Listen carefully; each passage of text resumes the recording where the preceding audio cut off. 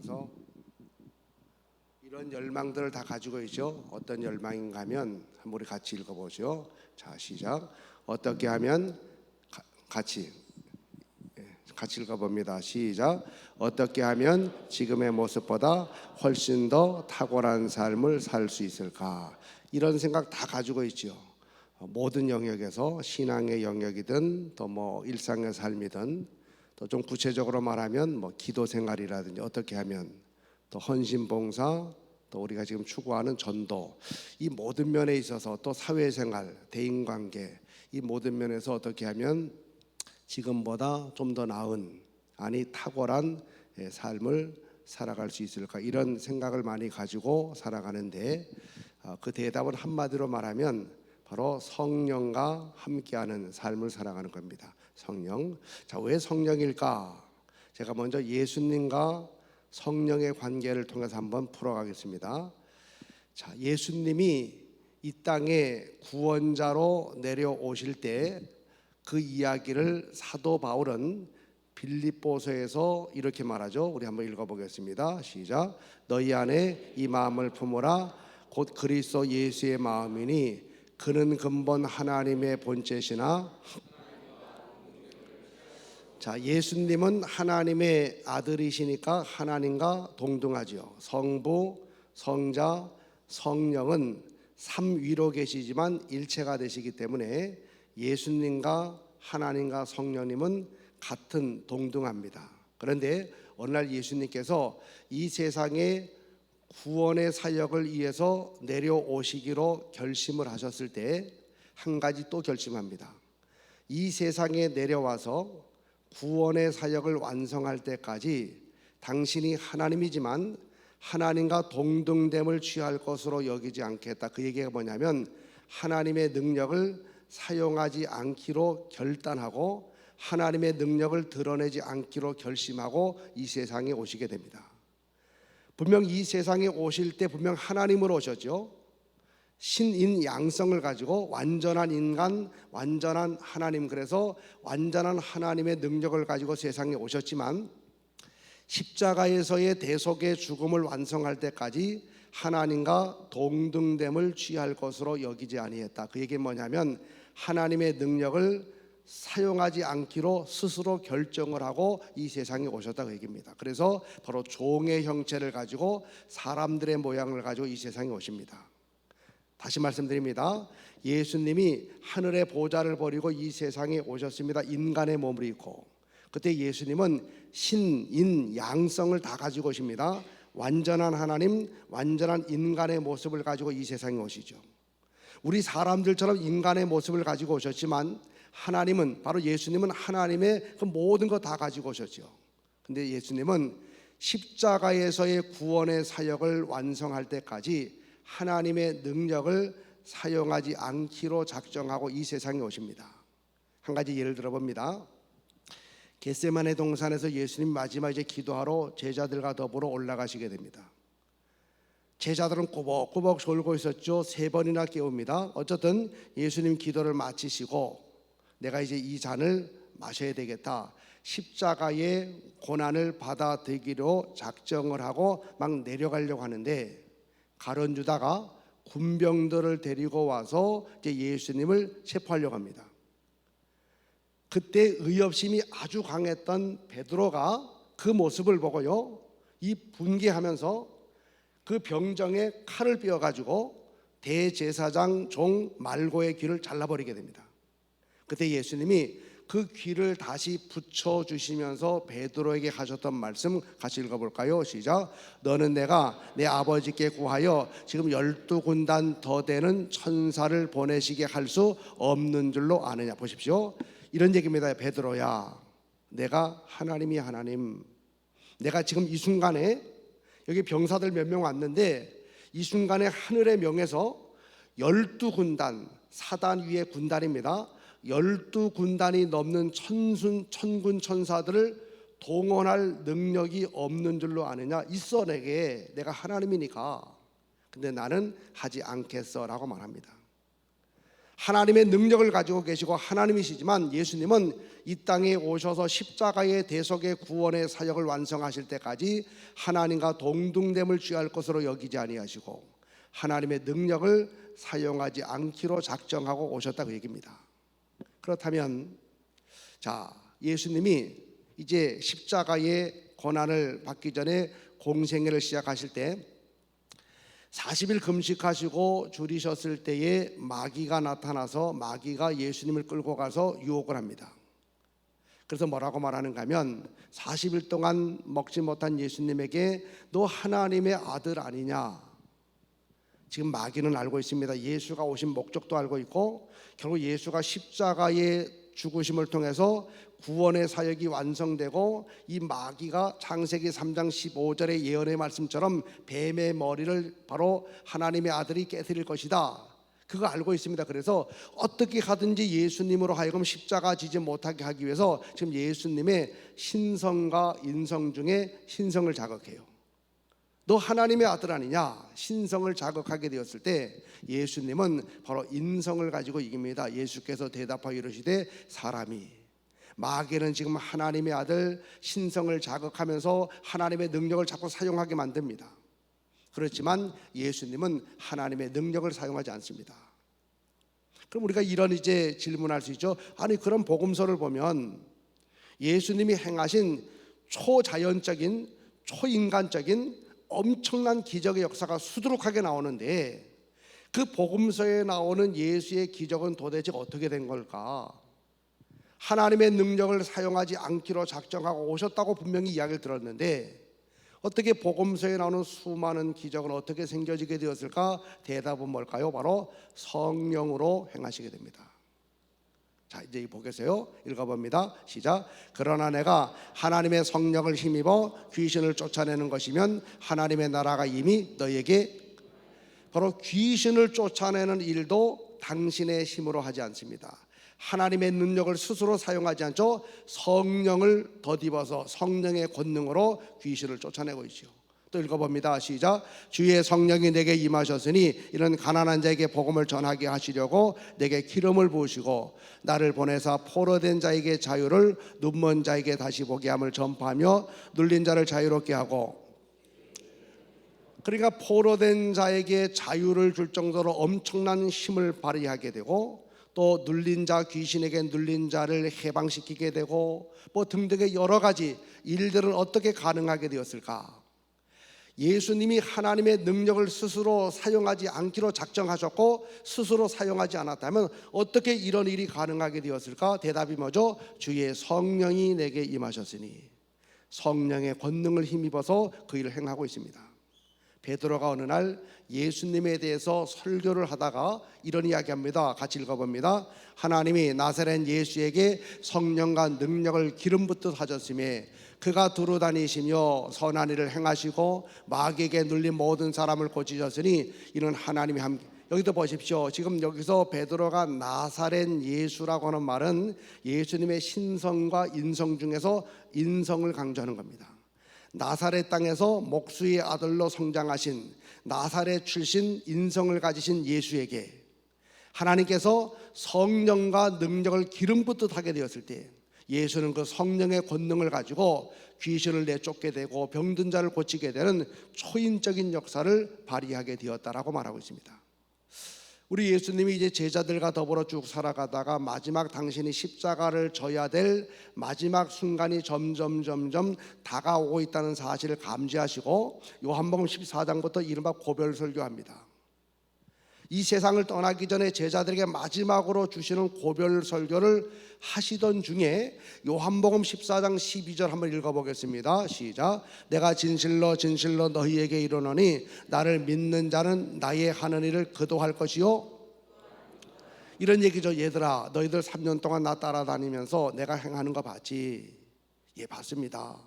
풍랑을 잔잔하게 만드시고 귀신들을 내쫓게 되고 병든 자를 고치게 되고 수없이 많은 기적을 행하시는 거 우리가 두 눈으로 똑똑히 봤습니다 라고 대답을 했더니 예수님 하시는 말씀이 그래 너희들도 내가 행한 일을 할 수가 있어. 근데 제자들 성경에 나오지 않지만 제자들이 좀 이상하게 생각했겠죠. 아니 우리가 누군데 예수님처럼 행할 수가 있어? 근데 더 큰 말씀하시죠. 아니 내가 행한 것보다 더 큰 것도 행할 수가 있어. 여러분 성경에는 나오지 않지만 아마 제자들 사이에 수근수근거리면서 그랬을 겁니다. 야 오늘 예수님 이상하시다. 별 희한한 말씀 다 하시네. 우리가 어떻게 예수님처럼 행할 수가 있고 더군다나 예수님보다 더 큰 일을 행할 수가 있겠어? 이 말도 안 돼.